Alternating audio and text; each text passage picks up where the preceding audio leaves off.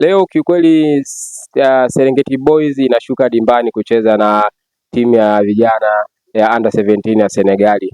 Ukiangalia kwenye hii michuano timu ya under 17 ya Senegal imekuwa na kiwango bora sana kwenye michuano hii. Imeondosha Morocco kwa mikwaju ya penalty, lakini Morocco ilikuwa na timu bora sana. Kwa hiyo sasa kuelekea katika game ya leo kitu kinachotakiwa kwa vijana wetu wa Serengeti Boys ni kuwa na umoja ule ule ambao walikuwa nao kuanzia game ya kwanza mpaka wanaingia hadi fainali. Na unajua kuelekea katika mechi hizi kuna baadhi ya watu wamekuwa kiibuka kuja kusema kuwa wanaunga mkono timu ya vijana. Mwanzoni wakati wanaanza hawakuwepo, lakini sasa hivi utasikia siku na ndege imetolewa, watu wameenda kuwapa hamasa.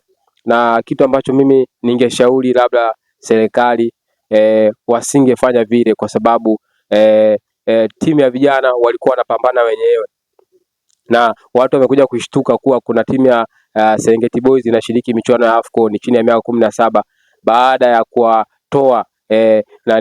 kuwatoa Misri, na watu wengi sana ndio wamekuja kushtuka hivyo wakaanza kuifuatilia. Na hata leo game ya leo ninaamini ya kwamba watu wengi sana wataifuatilia game hii, na sio Tanzania peke yake, Afrika kiujumla, hata dunia nzima. Unajua hii hapa ni fursa kwetu sisi wa Tanzania, sio sisi pekee ambao tunaweza tukajivunia kuwapata vijana kama hawa Serengeti Boys kuwa wanafanya vizuri kwenye michuano ya AFCON. Hata mataifa mbalimbali yale ambao yanakuwa yanawekeza kwenye vijana.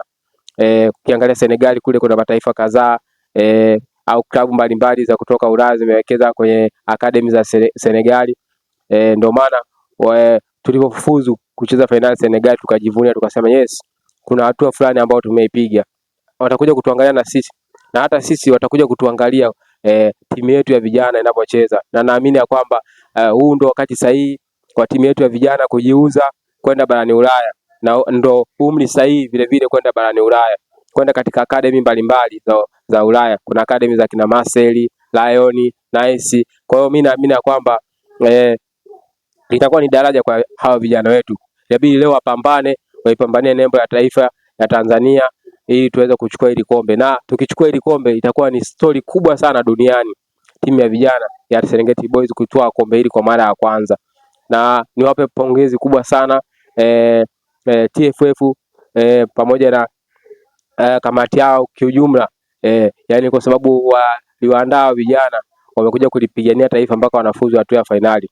Na kitu ambacho nataka kusema ni kwamba benchi lao la ufundi la Serengeti Boys lisiingiliwe na mtu yeyote ile. Waache wacheze wenyewe na kocha asiingiliwe, kwa sababu imekuwa ikifikia katika hatua hizi kumekuwa na zile propaganda za kusema kwamba ngoja twende tukaongeze nguvu kwenye benchi la ufundi. Hapana, hicho kitu hakitakiwi, kwa sababu kocha wa Serengeti Boys ndio ameanza nao hii timu ameanza nao muda mrefu na wanawafahamu. Kwa hiyo hawahitaji addition yoyote ya kocha kwa ajili ya kwenda kuongeza kitu chochote kwenye benchi la ufundi.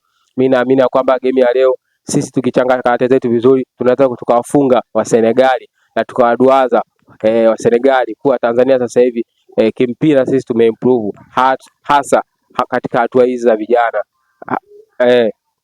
hasa katika ngazi ya vijana.